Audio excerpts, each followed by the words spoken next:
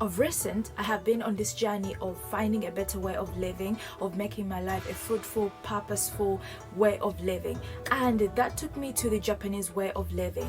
The Japanese are very good at focusing on the present moment, cultivating purpose, practicing self-love and self-care. And those are some of the things that sometimes I've heard about, I've listened to, I've never ever implemented. So if you're like me, welcome, because I'm going to be sharing you 10 Japanese concepts that can keep you inspired. Fall down 7 times, stand up on the 8th time. It literally explains that no matter how many times you fall down, make sure that you always stand up each time you fall. That way, you can keep going and never give up. One of the most famous concepts that is used by the Japanese is called the Ikigai.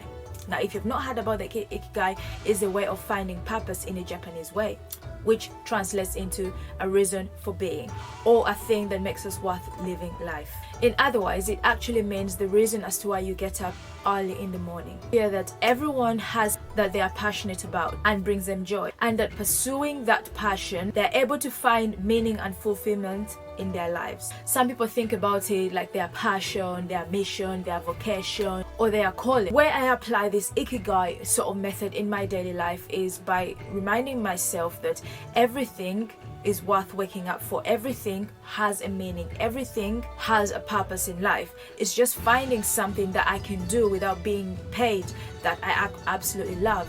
That has translated in things of like me giving to people, or me doing things that I know that immediate return is not going to be for me. The immediate return is not going to be something that I can keep, I can get, but something that is going to add value to my happiness. When it comes to purpose, it's something that we continuously search for. But when you look at the Japanese way of purpose, it helps you break down and explain what exactly purpose is and how you can understand that when it comes to purpose, there is always an imbalance between different kind of things in life, and that's why we question our purpose. The other concept that is used by the Japanese is the Wabi, which generally means admiring imperfections. The Japanese wabi-sabi means finding beauty in the imperfections. In other words, it's a Zen Buddhist concept of beauty seen through appreciating imperfections. In the world in which everything is impermanent. It also draws into the aspect of nothing lasts, is finished, and nothing is perfect. It generally means accepting your flaws and other people's flaws. The concept of wabi-sabi that says that you have to appreciate your imperfections in order to live a life, because in the life that we live in, we're constantly chasing perfection. We're constantly trying to be better than that thing, better than that thing. It's not a bad thing to be a better person. It's not a bad thing to chase that particular thing, but it's realizing that nothing is perfect. We hold up on chasing our dreams. Sometimes I hold up on showing things, on sharing things, because it's not as perfect as what I've seen. It's not to the standard that I think would be accepted, but it's accepting in the imperfections is where I find my perfectionism. In my imperfections is where I find my way of living. For example, when I pronounce words, when I'm talking to you, when I'm communicating to you, there are words you pick up that I don't pronounce properly or don't come out properly. That is something that I can call an imperfection for me, but that doesn't take away the aspect of the message that I'm trying to share with you. It doesn't take away what I'm trying to talk to you about. In that way, I've accepted my imperfection, but through that imperfection, I've perfected my way of passing on, of teaching and educating you as you watch this. So the wabi-sabi is a concept of saying you need to accept your imperfections. You are not born perfect. You will never be perfect. Nothing lasts. One is King Zuki, the art of golden repair. King Zuki means the golden journey. This concept is mending of broken pottery with gold or silver. And through this, the object comes out really beautiful and stunning. And this is due to the fact that the celebration of the imperfection of that particular object that was once broken and has been repaired by gold and silver is still perfect. As you can tell, this particular concept, it stems from the wabi-sabi concept that we just talked about. Imperfections are considered admirable and beautiful. The name itself means the golden, which kind of tells you to embrace your flaws, embrace your journey, which helps us look at the perspective of embracing our flaws as embellishments that make people even more beautiful. The imperfection within you, the golden lining, the silver lining within your brokenness is what makes you a beautiful person. The things you look at as your imperfections, the things you look at as your flaws are the things that make you such a beautiful, wonderful person. And by accepting your golden journey, that helps you to embrace all those kind of things, embrace the wabi-sabi concept into the kinzuki to make you a better person. If I translate that into my own personal life, in what I do, in things that I do, that has helped me to understand that I am not born the way I would have wanted to be born, but the way I am now is not a mistake. It is not something that just happened all of a sudden. I'm not a mistake in this world. I live here. I'm alive today because I have a purpose, because tomorrow I have a chance to make a difference. And by embracing my flaws, by allowing them not to be circumstances to block me from my destiny, things to block me from the life that I want to live, helps me to break the barriers of self-destruction within myself, within my mind, and those intrusive thoughts that make me feel like, if I had this amount of money, if I was born in this family, if I was maybe, let's say, of a lighter skin, maybe if I had long hair, maybe if I was white, maybe if I was Japanese, maybe if I was Chinese, maybe if I was born in a different country, I could be that perfect thing that I think I should be. But no, I'm not a mistake. My flaws make me a beautiful person. And remembering all these concepts and applying them to my own self, to my life, it has helped me to understand who I am, to be comfortable in who I am, and to embrace challenges as they come around, and also to embrace where the no's come and where the yeses come, to celebrate them all together. The other concept is all about endurance. Gammon just translates to endurance or perseverance. This is often seen as the key and a virtual part of the Japanese culture. It's sometimes associated with stoicism, resilience, and determination. It refers to the ability to endure challenging situations without complaining or giving up. Because in itself, gammon is always used to describe a person who is able to withstand hardship or adversity. In this way, the concept of gammon is seen as a form of mental and emotional strength. It allows people to keep going even when things are tough. This particular concept of the Japanese way of living and the Japanese, term that is used between them, it has helped me understand that life is full of, hard times and hardships. Pain is part of a journey in life.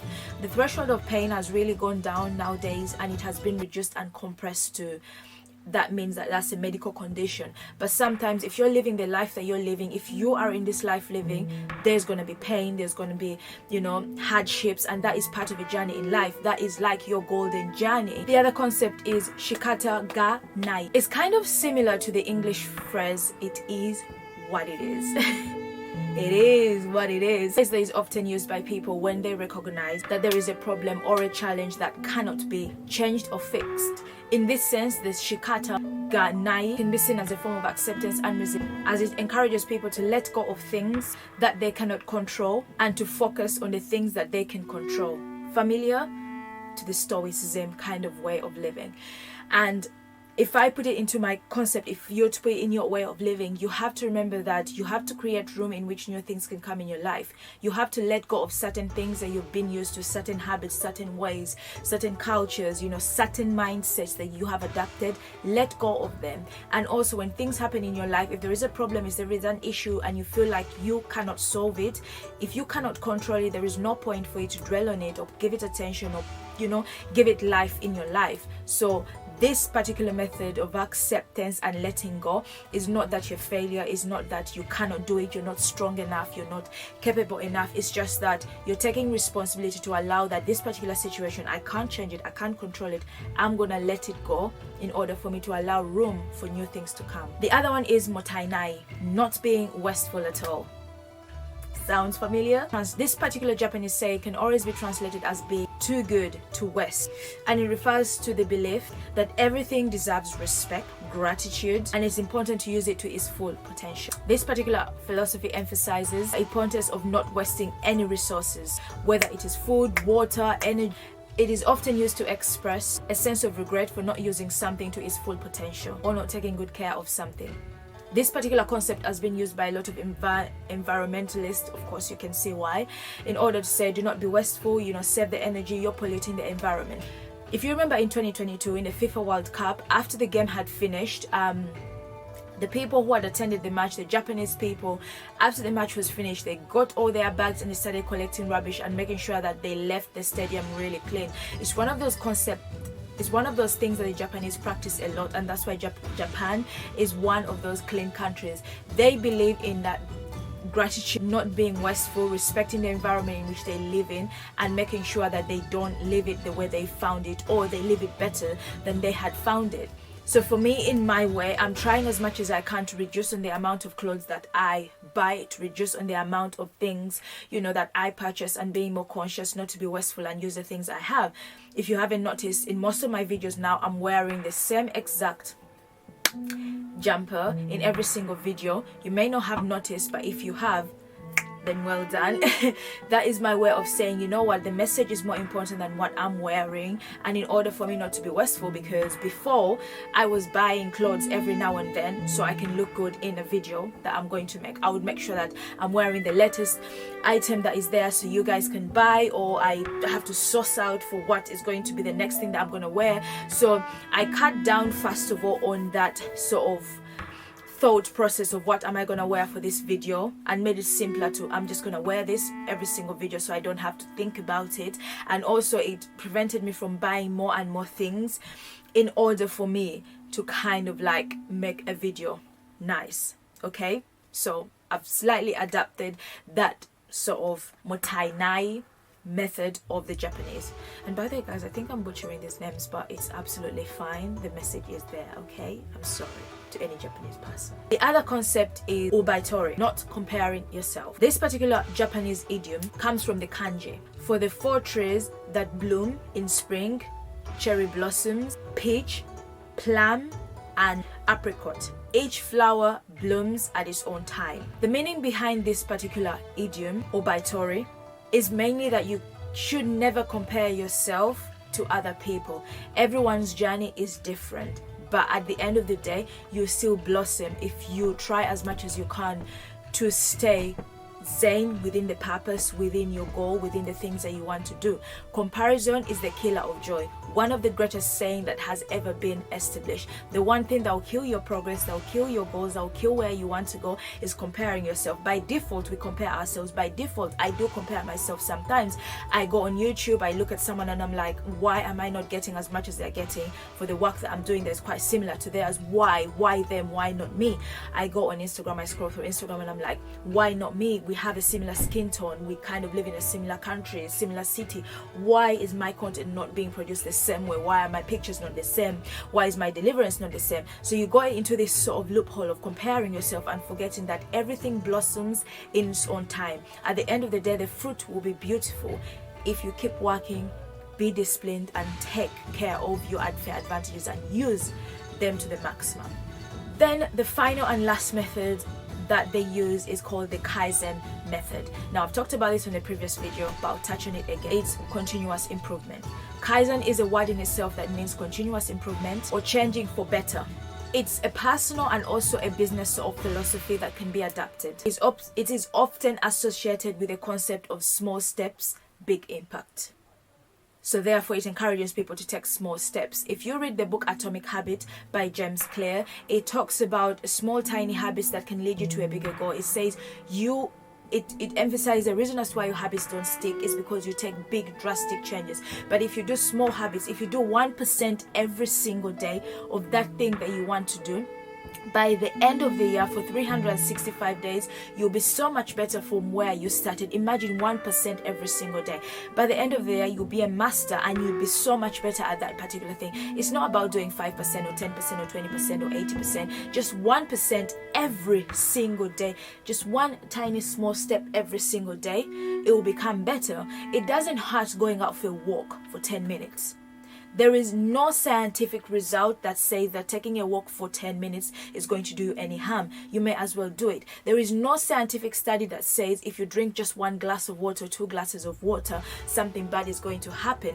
It is just the fact that if you do that every single day, by the time you realize at the end of the week you have had a lot of water, at the end of the week you have been able to walk at least 3 hours better than you walked last week by taking just 10 minutes every single day. So this is one of the concepts that I so admire when it comes to the Japanese way of living, the Kaizen method. I really love this one because I always emphasize small steps, not big changes. You don't wake up in the morning and say, I'm going to start reading 10 books. You will not be able to read those 10 books. But you say, I'm going to read 1 page every single day. Every single day I make sure that I just read 1 page. And that 1 page for a full week, you'd have almost read, a couple of pages. You'd have read 7 pages within a week. Better than last week where you read 1 page for the whole entire week. So I love this particular method, and the Japanese way of living has been something that I've incorporated in my life that has helped me so much, that has changed my past, that has changed my way of thinking and my way of living to become so much of a better person. Anyways, if this video has helped you, give it a thumbs up, please do, and encourage everyone else to watch this video. I can't wait to hear about the concept that you've adapted in your life that you didn't even know was a Japanese way of living, that I've mentioned, that you're doing or you're yet to do. Anyways, my name is Lucy Akao. I make self-love, self-improvement videos, mindset videos. If you're someone who's interested in such videos, I've got a couple or a number of videos on my YouTube that can help you. Just go and scroll through, and the one that resonates with you, or the thumbnail or the title, click it, watch it, leave a comment, share it, and you just never know, something better will happen. Small steps, okay, small improvements, self-improvement will help you. Thank you so much for watching. I'll see you next time.